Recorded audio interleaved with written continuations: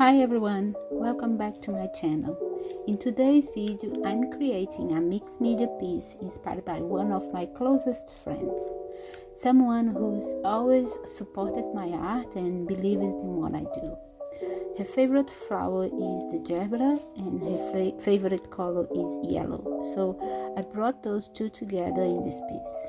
While I work on it, I look up the meaning of gerberas and discovered they symbolize friendship, joy, and cheerfulness, which honestly couldn't be more perfect.